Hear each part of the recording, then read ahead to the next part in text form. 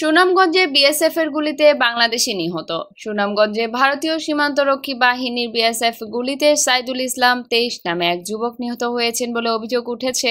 বুধবার 8 জানুয়ারি সন্ধ্যার দিকে বিশ্বস্তপুর উপজেলার মাসিমপুর সীমান্তে এ ঘটনা ঘটে। বুধবার 8 জানুয়ারি সন্ধ্যার দিকে বিশ্বম্বরপুর উপজেলার মাসিমপুর সীমান্তে এ ঘটনা ঘটে। নিহত সাইদুল ইসলাম গামাইতলা গ্রামের বাসিন্দা মোহাম্মদ জয়নাল আবেদিনের ছেলে। তাকে পরিবারের দাবি, বুধবার সন্ধ্যার আগে সাইদুল ইসলাম সীমান্ত এলাকায় গরু আনতে গেলে নো ম্যানস ল্যান্ডের কাছাকাছি পৌঁছান। তখন বিএসএফ গুলি চালায়। গুলির শব্দ শুনে স্থানীয় লোকজন ঘটনাস্থলে ছুটে গিয়ে সাইদুলকে গুলিবিদ্ধ অবস্থায় উদ্ধার করেন। নিহতের মামা মোহাম্মদ আক্তার হোসেন জানান, গুলির শব্দ শুনে তারা এগিয়ে যান। পরে সাইদুল ইসলামকে স্থানীয় কয়েকজনের সহযোগিতায় বিশ্বম্বরপুর উপজেলার স্বাস্থ্য কমপ্লেক্সে নিয়ে যায়। সেখান থেকে প্রাথমিক চিকিৎসা শেষে তাকে সুনামগঞ্জ সদর হাসপাতালে পাঠানো হয়। তবে সুনামগঞ্জ সদর হাসপাতালে পৌঁছানোর পর চিকিৎসক তাকে মৃত ঘোষণা করেন। সুনামগঞ্জ সদর হাসপাতালের medical officer doctor Shafiqul Islam বলেন, বিশ্বম্বরপুর থেকে গুলিবিদ্ধ অবস্থায় একজনকে হাসপাতালে আনা হয়েছিল।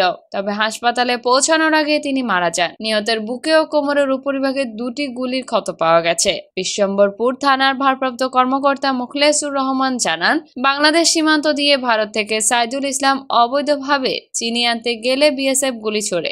গামারিতলা সীমান্তে 0 পয়েন্ট এলাকায় বিএসএফ এর গুলিতে তিনি আহত হন। তার বুকে ও তলপেটের ডান দিকে গুলি লাগে। পরবর্তীতে আহত অবস্থায় তাকে সুনামগঞ্জ সদর হাসপাতালে নিলে ডাক্তার মৃত ঘোষণা করেন।